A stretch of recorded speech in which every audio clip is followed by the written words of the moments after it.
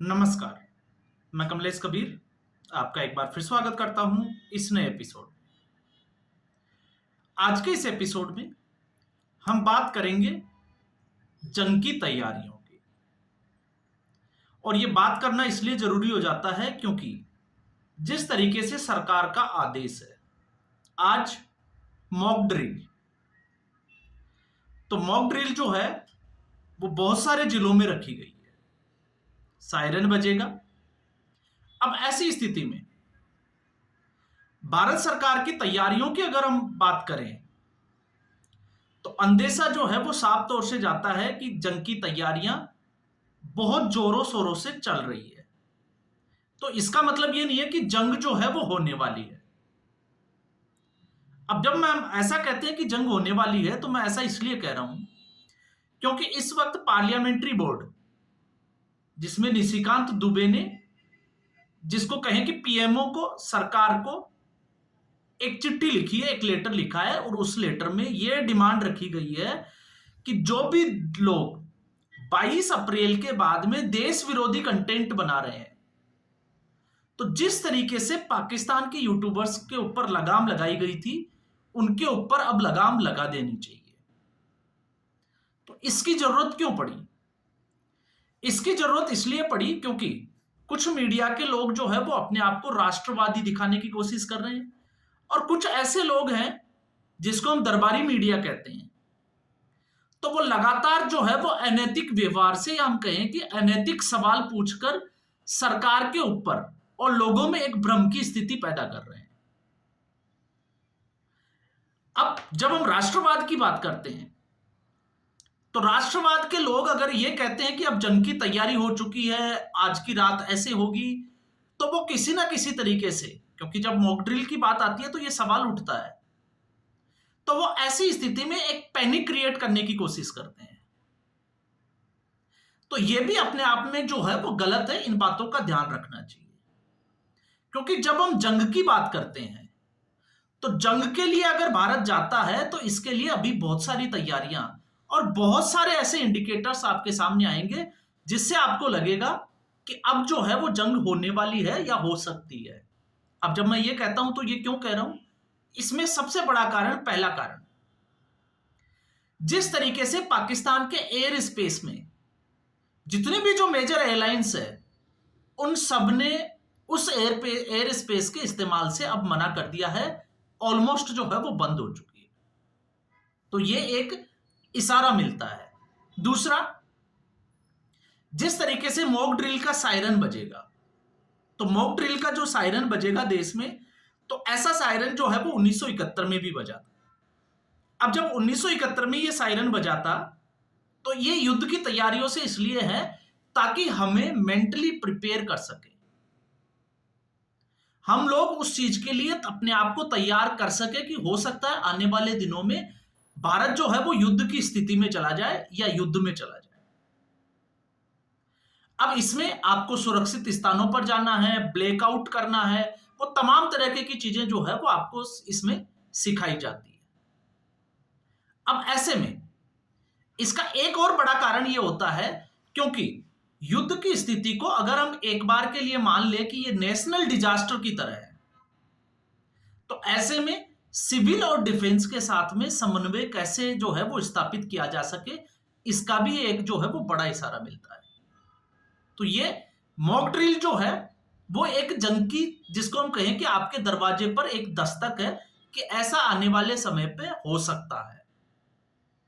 इसके अलावा आगे की अगर हम बात करें तो इशारा जो है वो ये नहीं है कि यहां तक ही रुकने वाला है, क्योंकि अगर भारत जंग में जाएगा तो आप देखिए, अब जब हम मॉक ड्रिल की बात करते हैं तो आने वाले समय में जितने भी जो सीमावर्ती इलाका है उसमें जो गांव बसे हुए हैं उनको पहले खाली कराया जाएगा।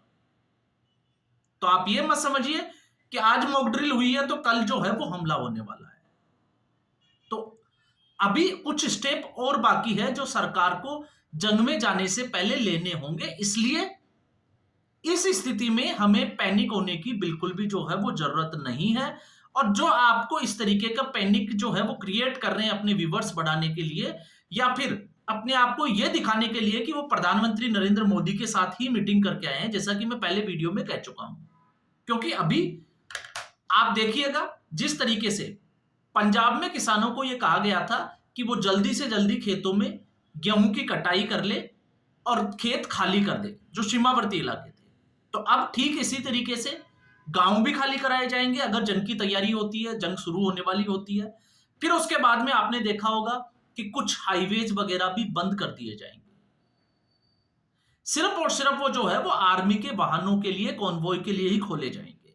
तो वो भी एक जो है वो जंग की तैयारी का ही, जिसको हम कह सकते हैं कि इंडिकेटर की तरह होता है। कुछ ट्रेनें जो है वो आर्मी के जो जितने भी जो पर्सनल्स होते हैं उन लोगों के लिए ही बुक की जाएगी, आम जनता के लिए उसको बंद कर दिया जाएगा। तो वो भी एक जो है वो इशारा होगा कि जंग हो सकती है। इसके अलावा जितने भी जो आपको देखिए ट्रांसपोर्टेशन के लिए हो सकता है, बसों को, ट्रकों को, ये ऐसे जो ट्रांसपोर्टेशन के जो व्हीकल्स हैं उनको भी सरकार जो है वो कुछ समय के लिए अपने साथ जोड़ के रखे या बाउंड कर ले। क्यों कर ले? ताकि फौज को सामग्री पहुंचाने में आसानी हो, क्योंकि फौज के पास इतने इक्विपमेंट्स, और फिर हम बात करें कि फौज जो है वो इंगेज होगी युद्ध के, तो ऐसी स्थिति में ऐसे बहुत सारे इशारे जो है वो जंग से पहले होते हैं। तो अभी ऐसी स्थिति में अगर हम सब ये सोचें कि स्थिति जो है वो पैदा हो गई है, जंग होने वाली है, तो मुझे लगता है कि उसके लिए हमें जो है वो अभी और तैयार होने की जरूरत है। ऐसा कुछ जो है वो होने वाला नहीं है, इसलिए मैंने बोला है। और दूसरा, जिस तरीके से हम बात कर रहे थे कुछ समय पहले कि नेहा राठौड़ के ऊपर और 4 PM का यूट्यूब चैनल बंद कर दिया गया सरकार के द्वारा, तो अब ऐसी कैटेगरी में ऐसे ब्रॉडकास्टर और ऐसे यूट्यूबर्स की जो है वो भी टारगेट पर होंगे जो 22 अप्रैल के बाद में जनता को गुमराह करने का या पैनिक जो है वो क्रिएट करने का काम कर रहे हैं। और इसमें दोनों तरफ के मीडिया जो है वो शामिल है। कुछ लोग जो है वो अपनी एक लिमिट क्रॉस कर चुके हैं और उस लिमिट के बाद अगर वो आगे जाते हैं तो अब उनके ऊपर एक्शन हो सकता है। क्यों हो सकता है?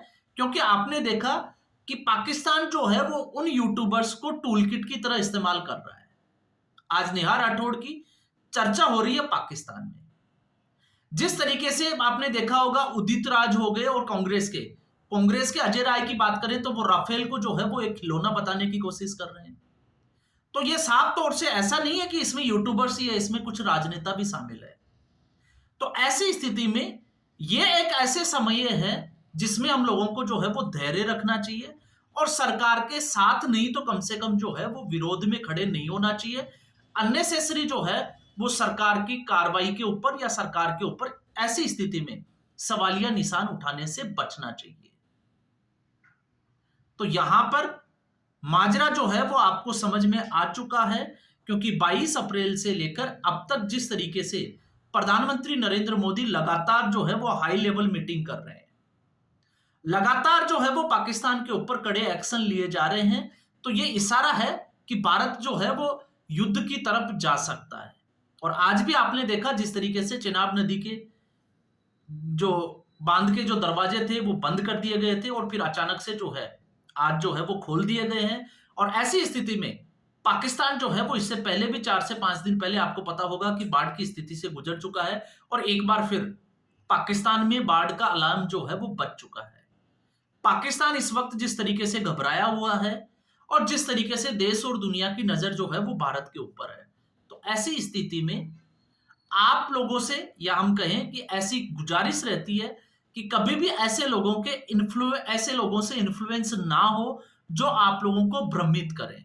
हो सकता है कुछ ऐसे यूट्यूबर्स और ऐसे ब्रॉडकास्टर आए जो इस तरीके का पैनिक क्रिएट करें कि आपको जो है वो राशन खरीद लेना चाहिए, बहुत लंबी जो है वो जंग की तैयारी होने वाली है।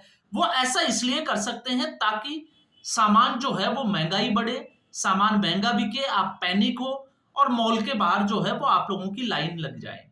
तो ऐसी स्थिति में अभी जो है वो आज की फिलहाल जब हम इसकी बात कर रहे हैं तो ऐसी स्थिति में जाने का कोई भी जो है वो मकसद दिखाई नहीं देता है। इसलिए मॉक ड्रिल ये एक एक्सरसाइज है, ये एक्सरसाइज है चाहे आप सेना की बात करें या सिविल की बात करें, इनके बीच में समन्वय स्थापित करने के लिए, आपको आगाह करने के लिए, आपकी मानसिक स्थिति को मजबूत करने के लिए मेंटल प्रिपेयर करने के लिए, और ऐसा इसलिए क्योंकि आपको पता होगा कि मॉक ड्रिल से क्या होता है। तो आपने कोविड के समय भी देखा कि थाली बजाने से क्या होता है।